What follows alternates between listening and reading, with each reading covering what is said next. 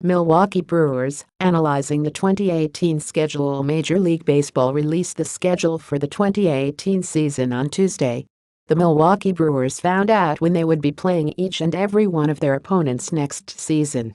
The beginning of the 2018 season will be much different than past seasons, as every single team will begin play on Thursday, March 29th. That's about 4 days earlier than the season normally begins. The change is part of the recent CBA, where teams are allowed more off days. Also, the Milwaukee Brewers' interleague opponents will be from the AL Central next year. There will be games against Cleveland, Minnesota, Kansas City, Detroit, and Chicago. There will be home games against every one of those teams except the Chicago White Sox. You can check out the entire schedule here. But let's take a close look at the way the schedule works out for the hometown Brew Crew. March, April. In a shocking turn of events, the Milwaukee Brewers don't open the season against the Colorado Rockies or the San Francisco Giants. The Brewers begin their season in sunny San Diego against the Padres. At least it will be warm down there. That 3-game set begins on Thursday, and then they have Sunday off before their home opener against the St. Louis Cardinals. That's followed by a 4-game set against the Chicago Cubs to finish the first homestand of the season.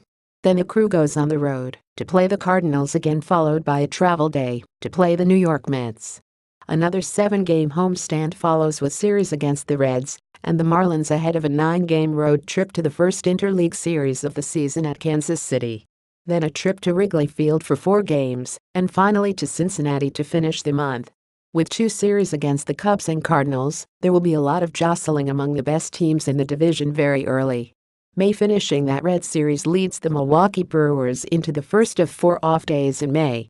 A 5-game homestand begins with 3 against the Pirates and 2 against the Cleveland Indians, before heading on a 10-game, 11-day road trip out west. 4 games against Colorado, 3 against Arizona and 3 against Minnesota, before they return to Miller Park. Instead of a 4-game home-and-home series against the Twins, each team will get a 3-game series at home, although they aren't back-to-back this year.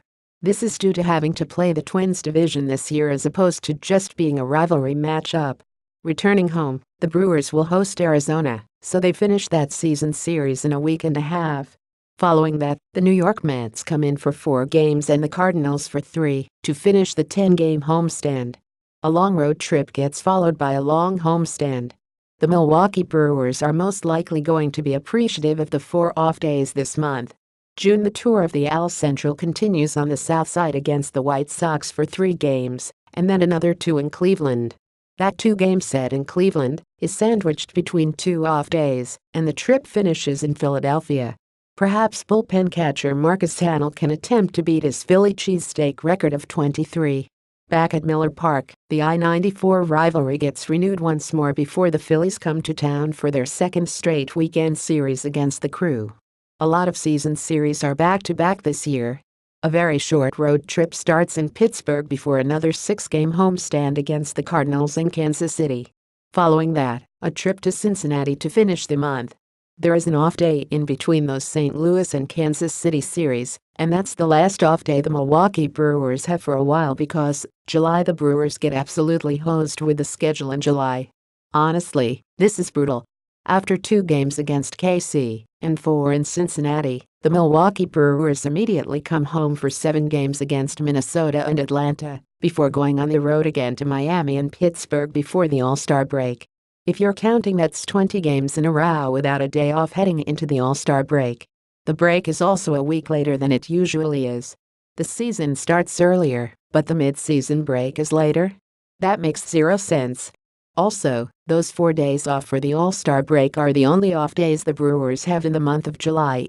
They follow that stretch of 20 games in a row with 17 more consecutive games. Their next scheduled off day is August 6th. They come out of the break at home against the Dodgers and Nationals before heading immediately out west to basically finish the NL West. 4 games in San Francisco and 4 against the Dodgers. Then, they come back home without any off days in between.